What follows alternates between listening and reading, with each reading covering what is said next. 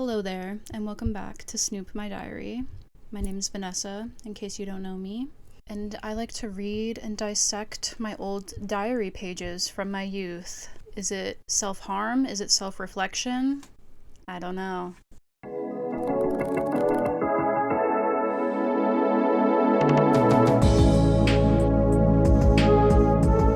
am very excited for today's episode topic because I feel like it is kind of what I need right now. I have found some entries that are essentially the origin story of some limiting beliefs that I have had since, I was a teenager or even prior. These are things I kind of believed subconsciously that I don't want to believe. They're not things that resonate with me. They're not how I want to live my life. But at some point, maybe a loved one told me something, put something in my ear that changed my belief system and therefore changed how I move through the world. I'm very big into manifestation, and a big part of manifesting is unpacking your limiting beliefs, because if you have all these subconscious beliefs that are limiting you, it's going to be really hard for you to notice opportunities in the world because you're just going to shut them down basically. This first entry isn't a specific limiting belief really. It's kind of just describing the pressures I felt being in school, being a student in high school at this time when I wrote this entry. In grade school, I was a really strong student. I got straight A's with ease. And then once I entered high school, I was still a pretty good student, but I got my first B, and that was really stressful for me, and I just felt such a pressure on myself to perform to the best, as good as possible. And now looking at some of these entries, I can see it was not just self-inflicted. There were definitely pressures on the outside that were influencing me to perform a certain way. This entry is from January 20th, 2016. So I'm a sophomore in high school. Oh, also for context, I went to Catholic school, so the first word in this is sister. Sister was my teacher. I had a nun teacher. This was theology class, so just for context, sister called me out on sleeping in her class. I can't help it. It's first period and she's so boring. Mom is trying to find an incentive for me to get all A's, but I really don't want to be bribed, nor do I think any bribe could fix the fact that school is hard sometimes and I just can't get all A's.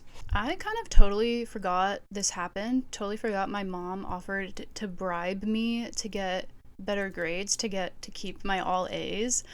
I don't think, and I love my mom, this is nothing, she was probably just trying to encourage me to do well in school and worried that I would just be slacking or something. But I wish she knew. I wish I could communicate to her that I felt that pressure enough. I did not need help from her to feel the pressure to perform well. I was already trying. I didn't need to be bribed. So when it kind of hurt my feelings when she offered that, because it was do you think I'm not trying? Do you think I need a goal, money to make me want to try? Because that's not what's happening. I'm trying. I think a lot of people can relate to the gifted child burnout syndrome. I don't know if I was a gifted child. I was in some advanced classes as a kid and some in high school too, but I don't know, there were areas I definitely struggled in, math. I had lots of tears shed over math classes throughout the years. Again, I don't hold this against my mom. I think she was just trying to encourage me to try my best, but I already was, and so it was kind of damn, I can't be bribed because I'm already trying. In hindsight too, I really had the pressure on myself to have good grades all throughout elementary, middle school, and obviously into high school.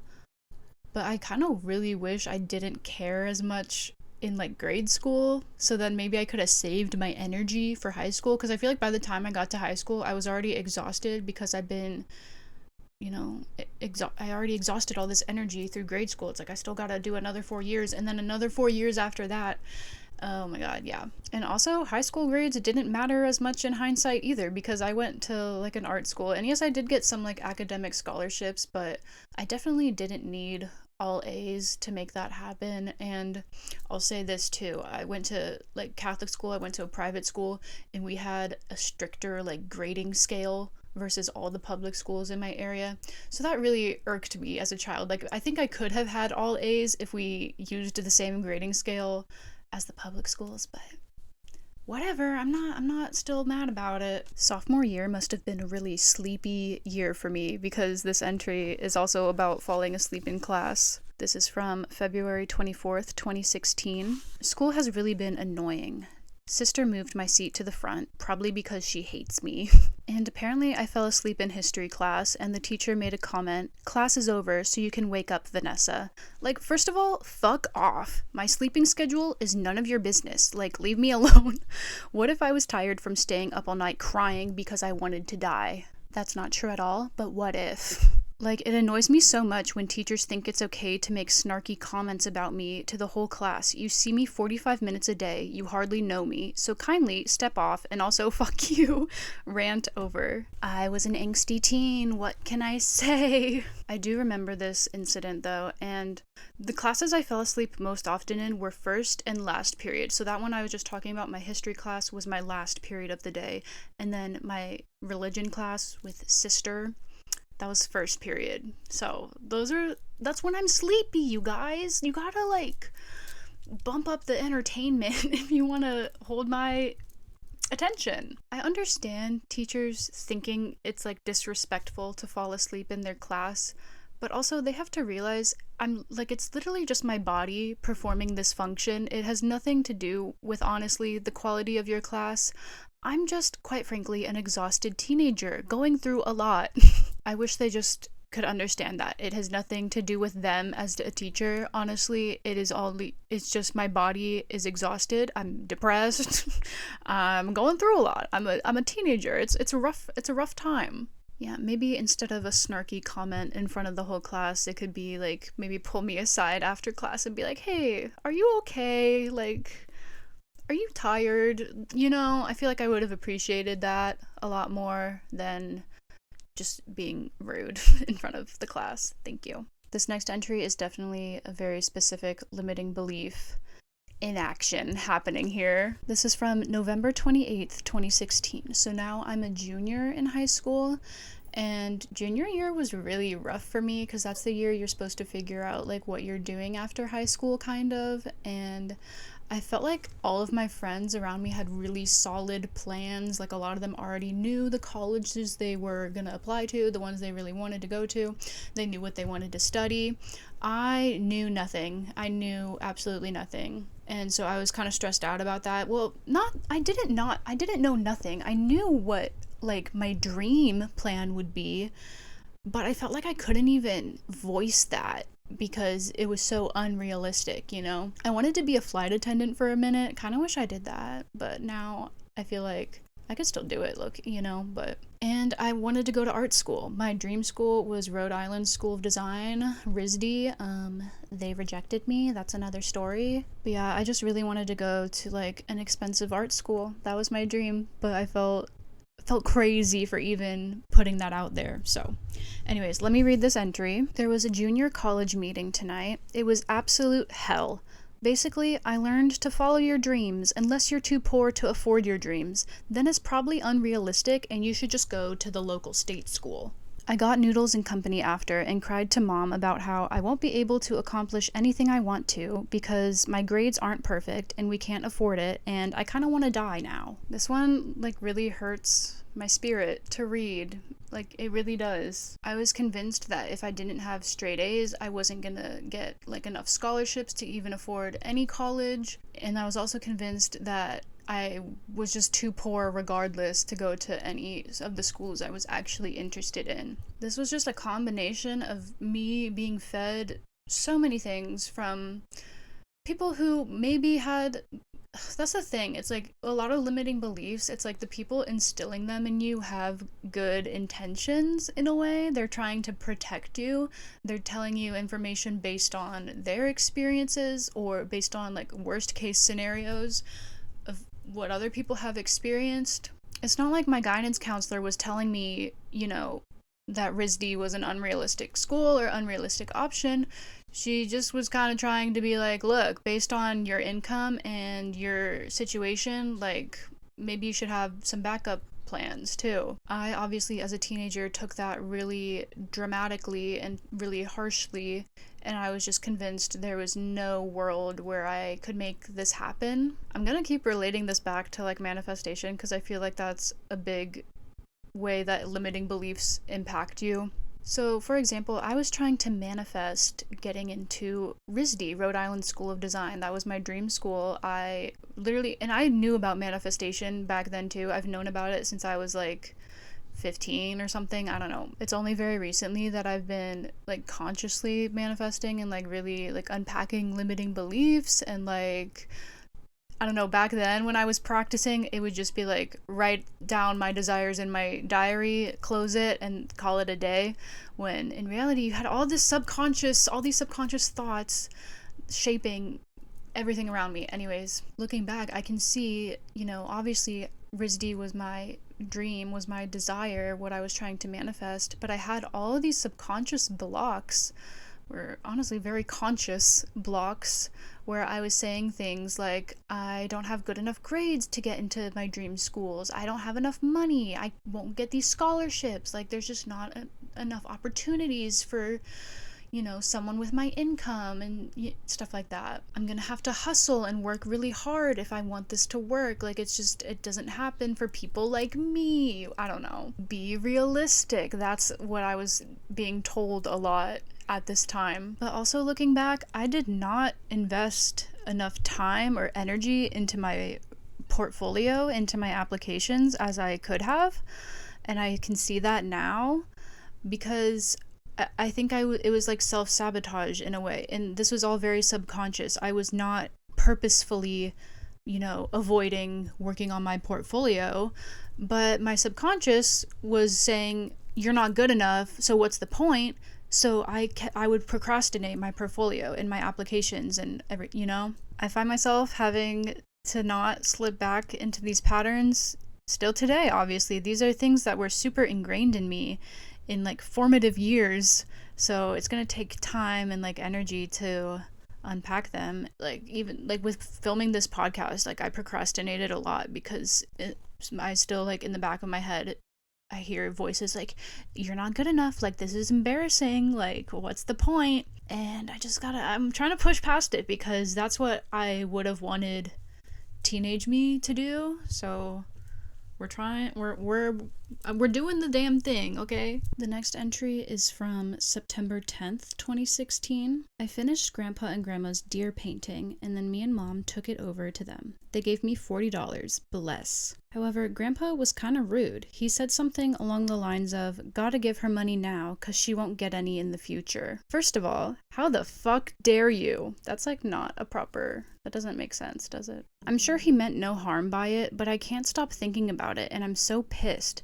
I can't wait till I'm wildly successful and rich as fuck, to be honest. This instance, I do remember to this day, and it is just very much reinforced the limiting belief of artists don't make money. Artists are poor and starving and aren't successful and no one wants to give them money.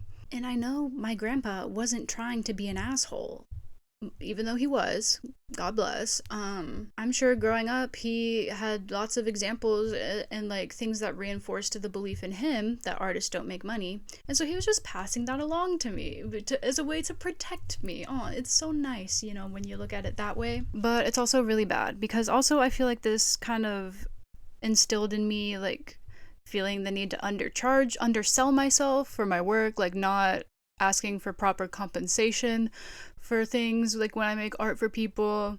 Like this is just a very nasty belief for me to have. I'm an artist and I would love to make money with my art and with my creations, and hearing that when I was like 16 years old definitely did some damage. I'm really trying to be nice, but the more that I think about it, the more that I read that, oh my god, gotta give her money now because she won't get any in the future. That's so mean. Why did he say that? Ow. Okay.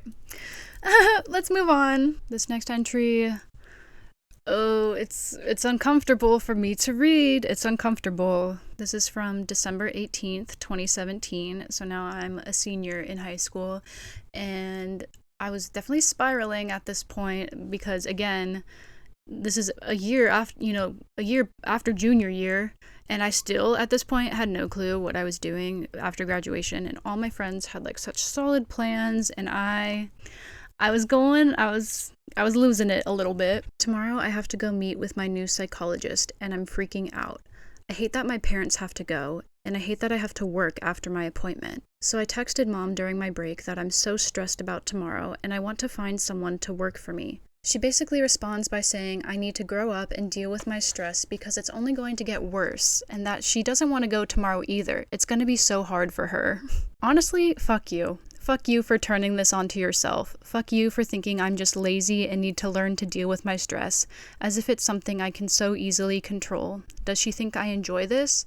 Does she think it's some act? I'm fucking pissed. I get it, she doesn't know how to deal with me, but you'd think she'd have some common fucking sense. So I cried in the break room and hoped no one could tell, and then I went back to work like nothing was wrong. I'm so tempted to skip therapy, skip work, skip finals, lay in bed all day, and just give up on my life. I need like a deep breath after that, please, thank you. This was the time when I was really deep in my eating disorder, and my mom found out one day, and that's what sent me back into therapy against my will. I was super not ready to go into therapy at this time. The other times that I've gone to therapy, they were pretty voluntary, like I was pretty willing to go. This time I was really not, and I was also working a retail job at the time, so it's tough balancing a part-time job and being in high school and being wildly depressed and having an eating disorder. It's a lot to handle, you guys. It takes up a lot of time to be mentally ill, okay? Also, I didn't read this part, but Jonghyun from SHINee, the K-pop group, passed away like that day that I wrote that entry, and so I talked about that a little bit too, and so I was just like going through a lot, you guys. Jonghyun was I loved him. I still love him, rest in peace. But oh my god, at the time when I was a teenager, it hit me like even harder, and like going through all this stuff, like hearing that news at the same time, oh my god, I was in shambles. And I would guess I was scheduled to work like right after my therapy appointment, and for obvious reasons I didn't want to go because therapy, especially like first therapy appointments, can be really draining and emotional, and God forbid a girl didn't want to walk into her retail job like a sobbing, sniffling mess. Hello? And again, I don't want to like blame my mom or be angry at her for her response, but is it how I would have responded? No. Is it what I needed to hear in that moment? No. Was it very helpful for me in that moment? No. I get it. I get what she was trying to do with it. She was oh god. It makes me sad because I'm still like unpacking these beliefs to this day. Ooh. The whole comment of like it only gets worse as you get older. Oh my god, I've had that like belief in the back of my head for so long, and I'm really definitely starting to undo that one because I have in the past few years like only gotten happier and healthier and felt better as I've gotten older. So that's fake. That's a lie right there. You already know that, Vanessa. So you know that it's only going to get worse as you get older. That's not true. So you can let go of that. And I get it. She was trying to encourage me to keep professionalism at my high school retail job. Okay? But I really don't think it would have mattered that much if I simply asked if anyone could cover my shift that day. Because, I could have just said, hey, I have an appointment last minute. Is there anyone that can cover? I was young. I was like 16, 17. I it was a part-time retail job. Like, it was not that serious. And I think I would have felt a lot better and felt maybe some, like, felt closer to my mom and more like I could confide in her if she told me, like, yeah, ask someone to cover. Like, you ask someone if they can cover, and after therapy, let's like come home and relax and you can go to bed, you know? That's what I really just like needed in that moment. And I get it too. It's like you don't want to like wallow in the sadness. Like, you want me to like get out there and like be in the world and not just like shut myself out and like cry all day. I totally get it, but like for my first therapy appointment, I just didn't want to rush to go deal with customers. I really didn't, okay? And I see this show up for myself like in modern day when I don't let myself rest appropriately. I force myself to keep working. I feel bad about calling out of work even when it's like not that serious, you guys. Like, oh my god. And I've never like gotten in trouble at a job for like calling out, never.